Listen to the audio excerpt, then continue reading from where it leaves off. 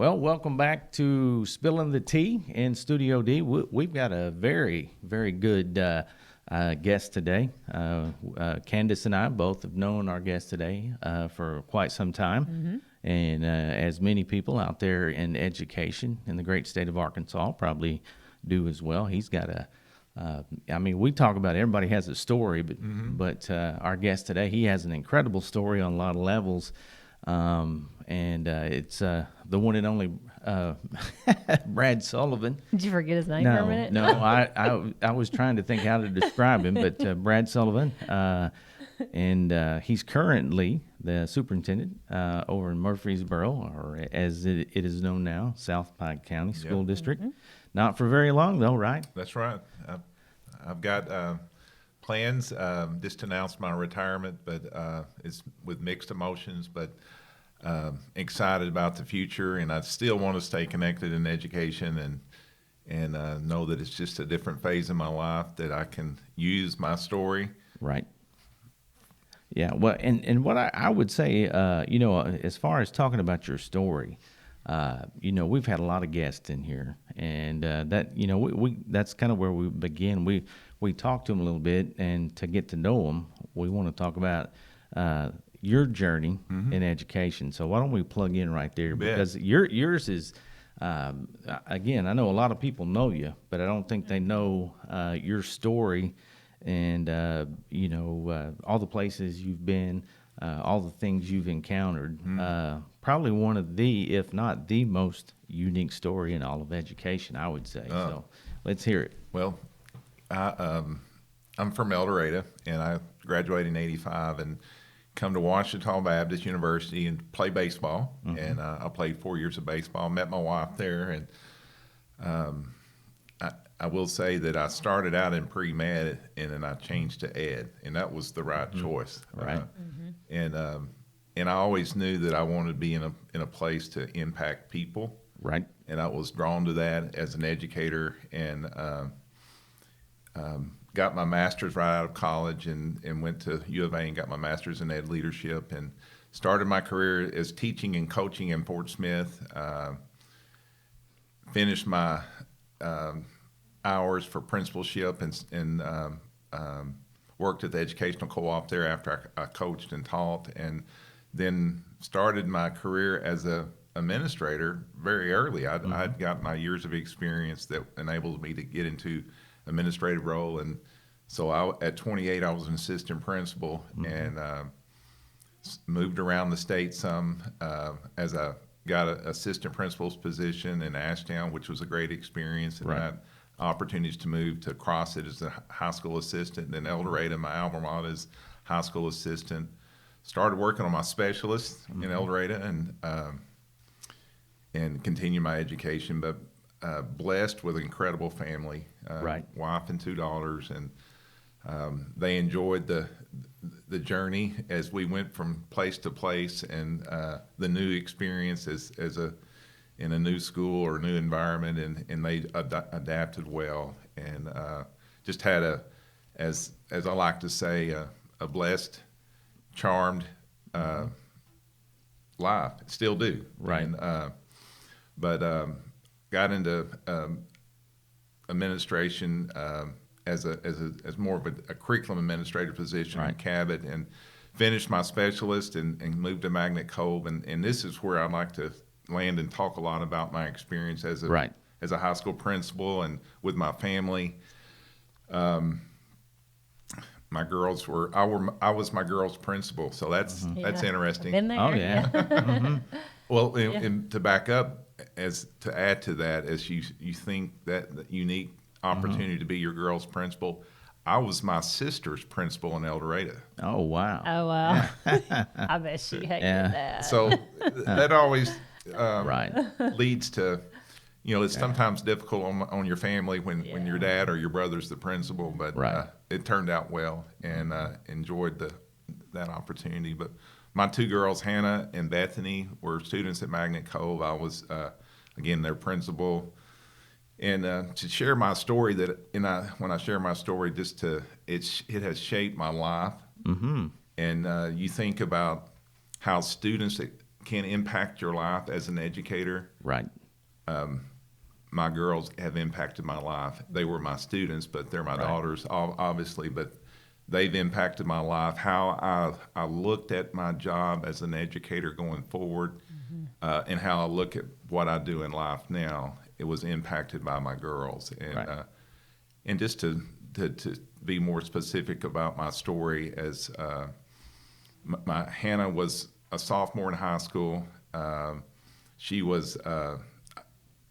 She was the best student in the school, I'll just have to say. As her dad and as her principal, a straight A student, loved school, loved being a part of whatever was going on. If it was extracurricular or clubs or just academics, she loved it.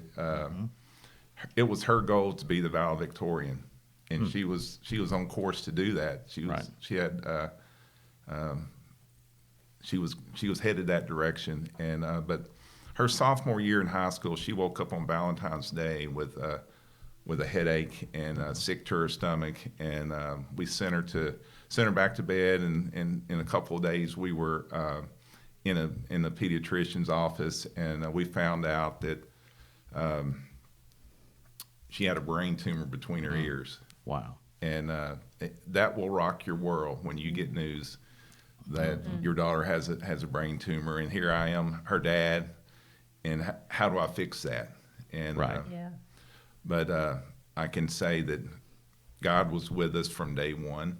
Right. And my faith is a big part of my life. And if I didn't have that with me as an educator, as a dad, and going through life, I would be in trouble. But we found out about the brain tumor. And just to share in my story, it's not a coincidence who God puts in your lives. Right. And we can think about that as teachers. We can think about that as friends. Right. Acquaintances. It's not a coincidence who God puts in your life. And as I look back at my journey as an educator, God put people in my life that impacted me personally, professionally, and even more spiritually. And I look back and think, wow, that's not a coincidence. But back to my daughter, we found out she had a brain tumor. We're sitting in Children's Hospital, and she says, "Dad, I got to tell you something." And we're waiting on surgery, and my wife had gone home, and she said, "Dad, back in our church, there was we had a weekend event, and at that event, the leaders shared with us how God allows storms in your life to bring you closer to Him, and also to allow others to see Him through your storm." Right. And she went on to explain, "Dad, our waters have been calm waters. We hadn't had any storms, but I want you and Mom to know that I prayed for a storm that God might use me." Wow. Wow. Yeah. Yeah. So I don't think God gave her a brain tumor, but God was preparing her for what was coming. Sure. And we had surgery in a couple of days, and we found out she had a grade 4 glioblastoma. And we started a regimen of chemo and radiation, and it was a difficult year, but she faced it with grace and without fear. She helped me to think about things differently. Oh yeah. On so many levels. And that's what started to shape me even more, and professionally and personally. But she went to heaven her junior year in February. It was 13 years this past Saturday. And but what she taught me, what I've learned, I don't want to waste that storm. Right. I want to use it for good. And from that point on, as an educator, it changed my perspective. Right. And how I face my job, how I face life. And I'm grateful for that. And I don't want to waste that storm. Right. I want to use it for good. And so, as I think about our students, and something that I think about is how the teachers and staff at my daughter's school knew her story. they knew what she was going through. They knew her dad was, as I was the principal, Right. and they stepped in. Right. They made a difference Sure. in both of their lives. Yeah. And I'm greatly grateful and I'm just so thankful for what they did. But everyone knew their story. Right. Right. Well, and I know it, like you say, having worked with you, that kind of stuff, but perspective. I mean, obviously, it really makes you realign your priorities. That's right. In school, what really matters. Mm-hmm. For instance, during the pandemic, I know this about you. You were one of the first schools that jumped in there and thought about feeding the kids in your particular district, because you guys, I don't know how many square miles that you guys have, but it's a very rural district. But I think, again, like you say, using your story, your experiences, it's that perspective that you bring to the table, Mm-hmm. and you're able to see the needs of individual kids and families, probably more so than a lot of, I'll say us even at times, because I'm guilty of that. But you've always been steady on that road, and so with that being said, I think that's the one thing, like you're saying, that experience, I can see where it has done that, and it showed up in what you do more than once. Yeah. So with COVID going on, not only did you guys feed your kids, talk about a couple of the other things that you guys were able to do to take care of your district, because again, I don't know, how many square miles do y'all have over there? I mean, I know it's far and wide. Yeah, we're two districts that was annexed. Sure. The lot was annexed into Right. Murfreesboro School District. Right. So we've got a lot of Pike County, so it's a pretty large area. But when you start looking at the needs of our students, and we've jumped in this year to look at what can we do to Right. help catch them up academically. Right. We've had conversations, and we want to do more in that area, but also the social emotional health of our students. Right. Right. We've seen Sure. we've seen that, and in your early ages of school, and kindergarten, first, second, and reading, reading is a big focus that we all have in education, but Right. we know that our students have missed out in that area. Sure. So we're looking at what can we do. I mean, we're having discussions. We're going to have discussions Friday at our school about how can we help catch up our kindergarten, first, and second graders, because Right. the reality, it hadn't been normal for them Right. since they started school. No, Right. you're right. So knowing their needs Right. is important, Right. and then doing something. Right. Well, and again, shifting gears a little bit to encourage you to share another part of your story, and talking about the value of an education. Let's talk about your mom for a minute. Hey, I guess that story is another interesting piece of the Brad Sullivan puzzle, because I guess early on she knew and pushed that, but it even goes a little bit deeper than that. Yes. with your grandfather, right? yes, and I got something I want to show you. This is a medallion that my mom received. Right. My mom was from a small town in Yale County, Arkansas, Right. in Plainview, and Right. she grew up as the oldest of 9, Wow. and she was a first-generation high school graduate, Right. first-generation college graduate. Wow. What I like to talk about is the people in her life that encouraged her Right. to dream big. Right. And she had one in particular, the Strickland family, who was owned the local pharmacy, encouraged her. Right. And so she goes to college. The people in that community said, "No, Nana, you'll be back on a farm, married and having kids soon. Right. She goes to college. She then gets into pharmacy school. She was the only female in her class. Wow. So this medallion was given to her in 2013 by the female dean of the pharmacy school at UAMS. Wow. And when she handed her this medallion, she said, "Nana, you are a pioneer in our field." Right. So what I like to encourage and be reminded myself, what am I going to do as an educator Right. to help my students be pioneers in their field, Right. Right. be successful, Right. whatever that may be. Right. Yeah, because I'm sure like your story and everything has probably made you where you're like, not everybody knows all these kids' stories. That's but right. You know, take the initiative and invest in the kids and believe in them, and because it could be Yeah. Just we don't situations that they're in that you don't know about. know for where a word of encouragement, Right. a smile, That's right. just giving a student time, how that impacts them.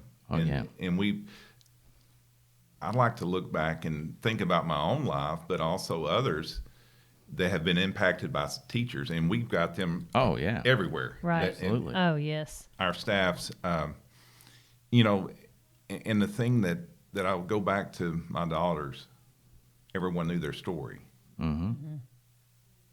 We don't know our kids' stories. Right. And sometimes if we did, we'd see it differently. Yes. I think that was a big shift for me because when you're a teacher, you're in the classroom, you're 45 minutes you're working, the next class is coming in, and you get to know your kids, but you don't really know everything that's going on at home. Right. I remember as a teacher one time I had a kid that stayed and basically was, I was checking on the kid, saying, is everything okay? And somehow in the conversation, got to that basically she had a mattress on the floor in her bed that they were having to share all this, And so you hear some of that, but then when I made that shift into administration, you really see all of the trauma and the things that kids go through. And it just, it was shocking at first. Right. And it's sad that what kids go through and then come to school and you just. Well, I think it's just so important to know, though, for all kids to know. It doesn't matter where you come from. That's right. And it's hard for them to wrap their head around it. Right. But it's where you finish that matters. That's right. And everybody has that opportunity. And I know when they're going through the fire, going through those trials and the tough times, it's hard to focus on that. But we're in such good positions as That's the right. educators to encourage them and say, Yeah. hey, look, you can rise above that. Yep. And it's tough at times. I get think it. that's why every kid needs like an adult. That's that right. Can be, their Right. cheerleader or Yeah. just kind of invest some time in Right. them. Something I would just, what I've seen in educators over the years, to see them go that extra mile and to see how that impact, even the last few years in COVID, Right. I'm proud of our staff in preparing those lessons, Right. in giving them via video and what they've Right. done to reach out. But, something that I like to remind myself and also remind our staff and that you are the last best chance for a lot of our kids. Absolutely. That's right. Yeah. And, Yes. and So true. and we've seen that over the years. When you see, I've experienced a child losing a parent. They come get him out of school and give them that news, and he's back at school the next day Right. Wow. Yeah. because that's where he felt safe Right. Right. and Absolutely. comfortable. And when you really process that Right. tells you what the impact that our teachers and our staff, and that goes beyond just teachers. Oh, yeah, everyone Everyone, yeah. In Yeah. school. that's to see that caring and that concern, it makes you proud of our educators and staff. Oh, 100%. Yeah. And that tells a story right there that like you said, that's where that person, that young man or woman felt most comfortable, most loved. I mean, that's an incredible feeling for that young man or woman to have, to be able to come back the day after, because they knew that's where they needed to be. That's right. To get through that. Talk about your grandfather's first Yeah. contract there. Yeah. It's a big one. I got a visual aid. My grandfather was a teacher, and I've got his contract I'd like to share. And this is from 1932 Wow. Wow. in the district school of Buckville. The contract states it's a 6-month contract, and it's $65 a month if money is available. Oh my goodness. Wow. So, I think about my grandfather in the time that he taught, and he started teaching at a very young age. At that time, you could go and pass a test at the county courthouse and become a teacher at even 16. Oh, wow. Man. And he got his formal high school education at 22 after he was teaching. And then went back later and got his college degree. But, as I think about him in that era, 1932, the Great Depression was happening. Right. What were the needs of society at that time? Right. They were surviving. Yes. They were planting their crops. That's why it was for 6 months. But you think back to the way they, as my grandfather as an educator, what their focus was. You were teaching, about crops. You were teaching about agriculture.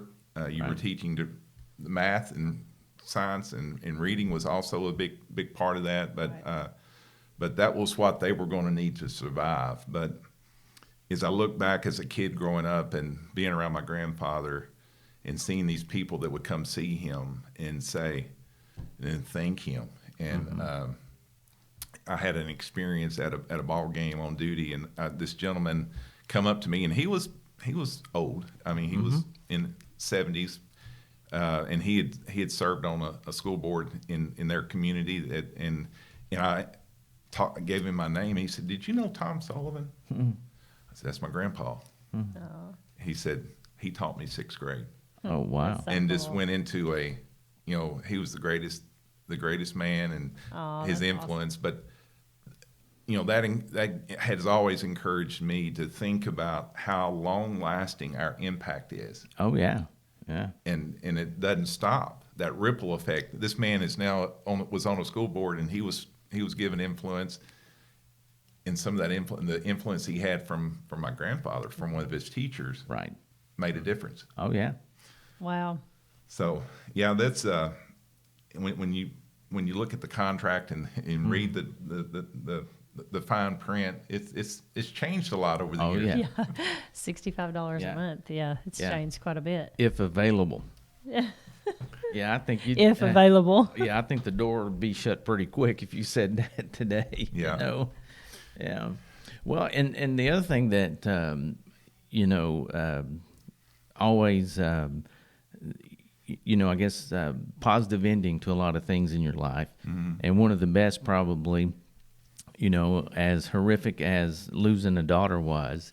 Let's talk about the positive side. What's come out of that, and the impact that you and your wife and some great friends of yours have had, and so this is kind of your. I don't want to tell your story. I'll let you tell it, but it's kind of your post-retirement Yes. plan. Well, my wife and I found out real quick that we got a lot of comfort from being around other people that understood us as bereaved Right. parents. Obviously, our faith sustained us, but to be around people that got us was big. And Right. We met another couple not long after Hannah had went to heaven. Larry and Janice Brown. Their son Adam is from Lake Hamilton, Hot Springs area, but he was a Navy SEAL that was killed in Afghanistan. And after Adam went to heaven, we got together and basically we didn't know each other prior, Right. but we sat down and talked about things we had in common, and we shared how we had a desire to not waste our storm and to use it for good, and the idea of a retreat for bereaved parents, and they looked at us and said, let's do it, the very first meeting. Right. And we were going to do 2 a year.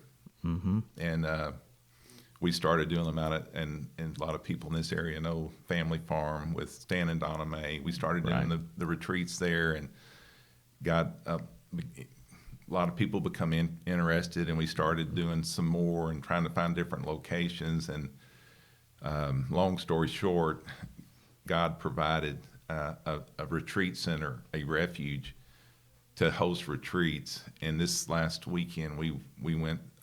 We're at 190 retreats. Wow. We're now doing retreats in 12 states. And as I look at my next phase in life, I'm going to be doing a lot of work with this to support the ministry and what is going on there, because there is people that are hurting, and God has provided a way to support them, and it's called While We're Waiting. And we want to live well while we're waiting. Sure. We want to honor our kids and how we live.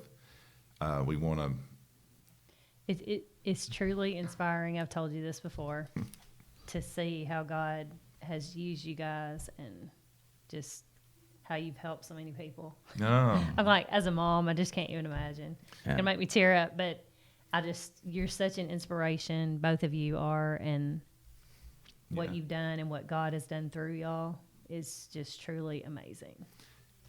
And we've been helped. And we're blessed. Well, and I think that the thing is, every opportunity or every chance you get, the one thing that I guess I've learned out of this whole thing, there are bereaved parents everywhere. Yes. And so, that's the thing I've learned kind of since I've got to know you, is it doesn't matter. It doesn't matter where we go or what we do.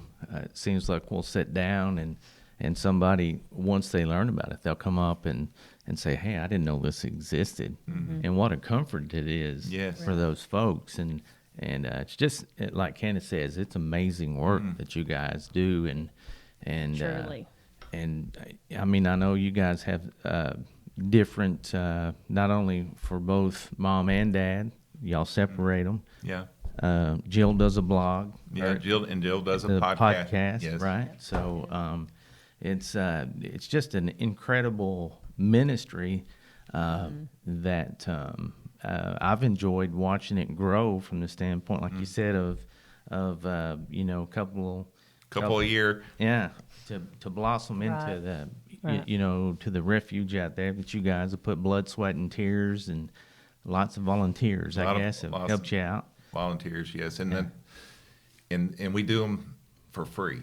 Right. We charge nothing. Yeah. And that's how we've been blessed, and God has blessed this ministry.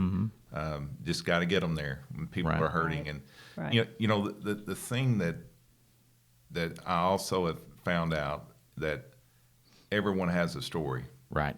And our stories are powerful. Right.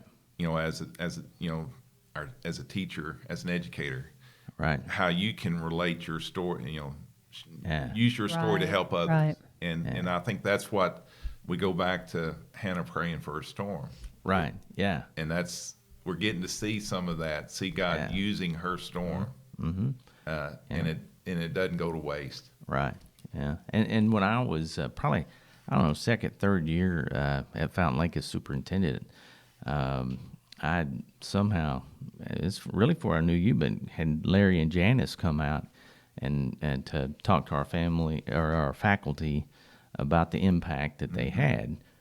And but I remember two things, about after reading the book Fearless, and reached out to Steve Anderson, got in contact with him, but Larry's thing that he said, he remembered somebody driving by. Adam had gotten in a little bit of trouble, was picking up trash on the weekend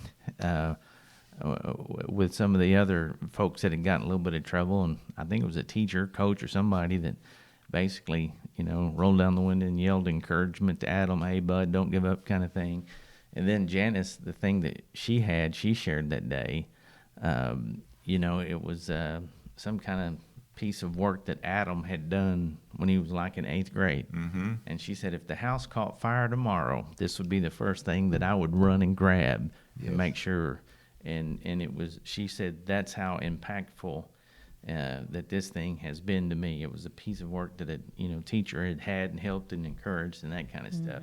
And I mean, once they got done, there wasn't a dry eye in the auditorium. But the thing was, they wanted to make sure that they knew the importance and the impact, good and bad times, that what had on Adam's life. So pretty impactful stuff, and to be able to know that you guys have joined up with them. I mean, that's just an incredible story. It's not a great story how you got together, but again, it's a great, what you've done through that. Yeah, Yes. it's great ending to a not so good beginning. I get that, but could have gone a lot of ways. But I think you guys have definitely taken it in the right direction. So Well, and I go back to my students. Mm-hmm.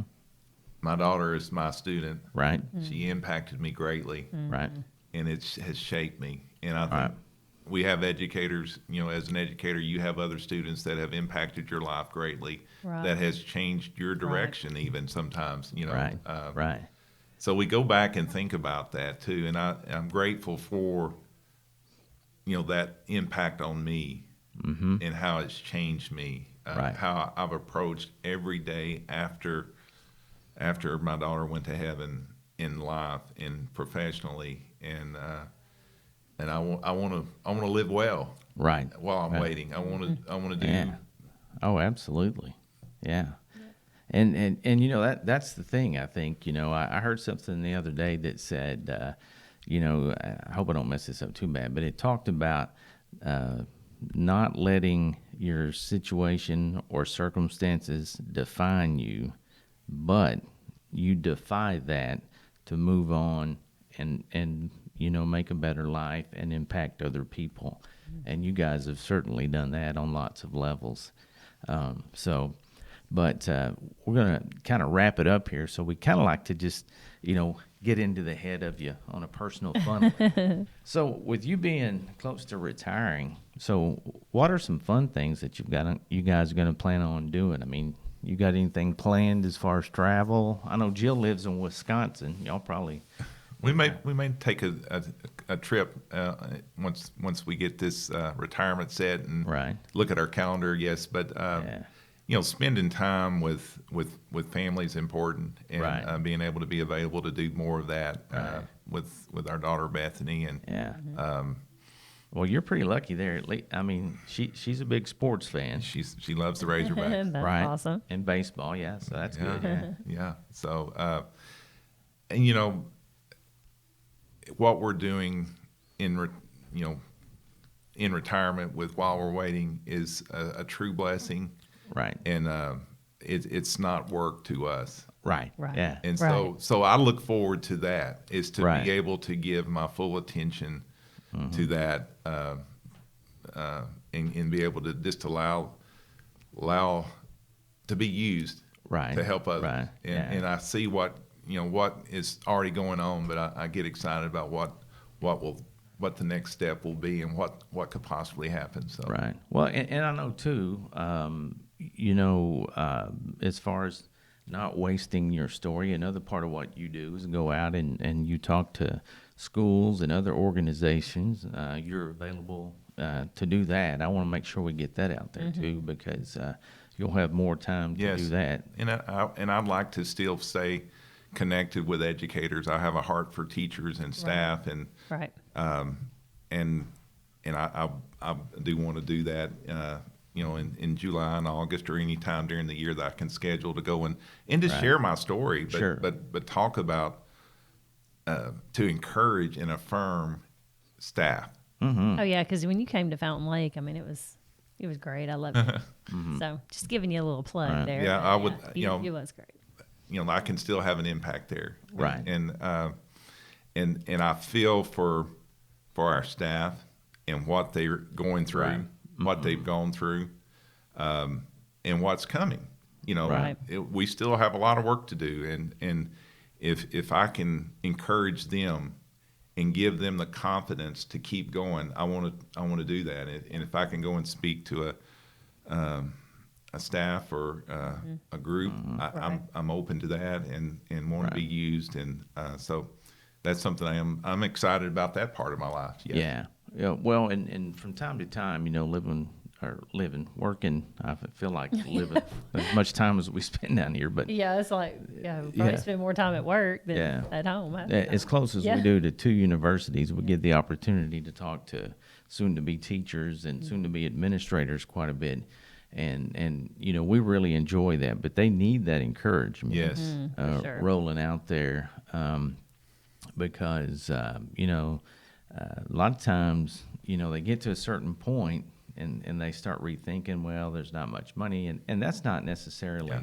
I mean, everybody wants to make money, don't get me wrong, but if that's the only reason you're getting into teaching, you're chasing the wrong dog there. And Yes. Yeah. and that's what I tell them. That wasn't career number one for me, and God blessed me with the opportunity to go do what I felt like I wanted and needed to do.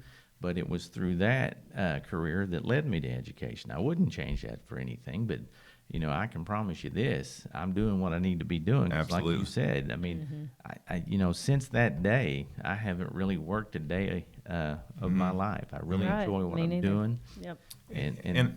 and making the difference is the biggest piece, I think, for me. Yeah, for me too. I think the challenge for us as educators and leaders is to help our staff to understand that intrinsic motivation, that kind word, that phone call, or that smile can impact our kids forever.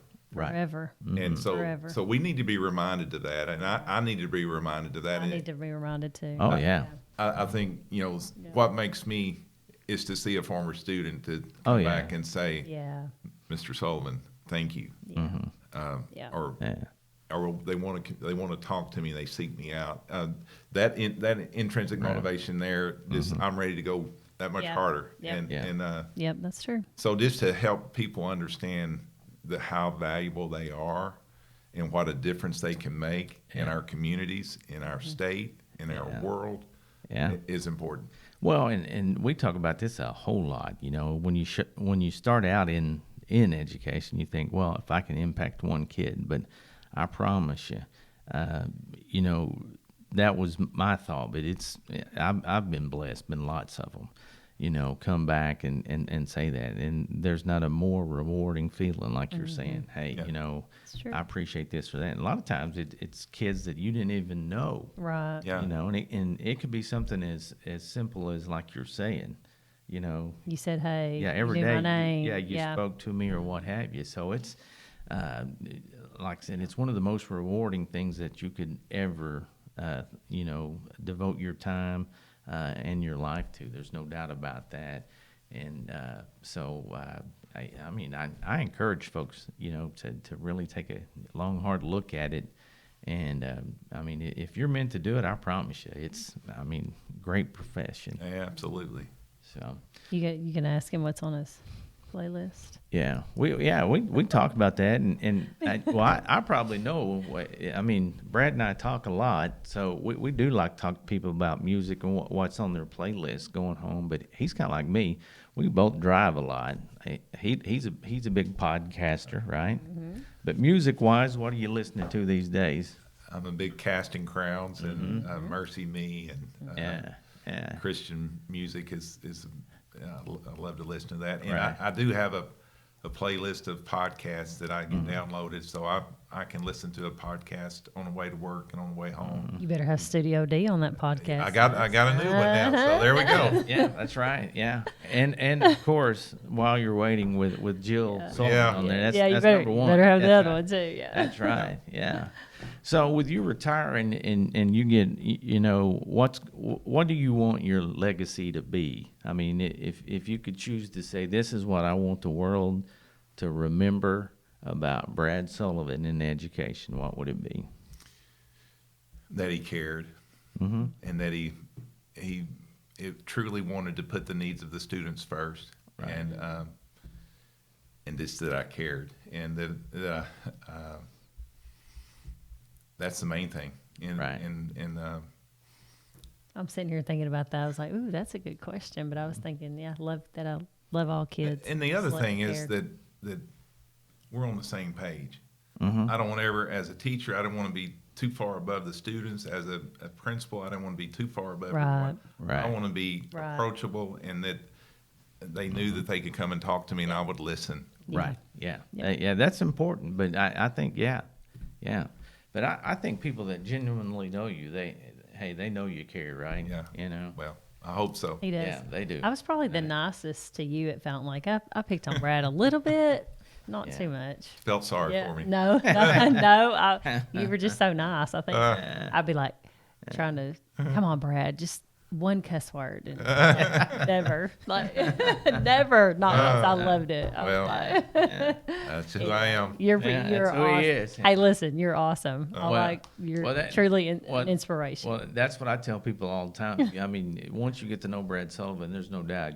I mean, you're just a better person by knowing. Oh, That's what I say. That's what I say. Exactly. I'm like, Hey, that- seriously. I know we're Yeah, we're no- gonna make him blush in a minute, but Yeah, seriously, that's the truth. Yeah. I mean, yeah. I've told you that before. I'm like, you just make me want to be better. I need to do better, and Well, anyway, yeah. you're awesome. I think, again, back to there's no coincidences. Right. God puts people in your life, Mm-hmm. and you need to, just sit back and say, wow, I was Yeah. blessed to, That's to right. work Right. with you guys, Yeah, to right. whatever role I've been in. I look back and I say, Yeah. wow, Yeah.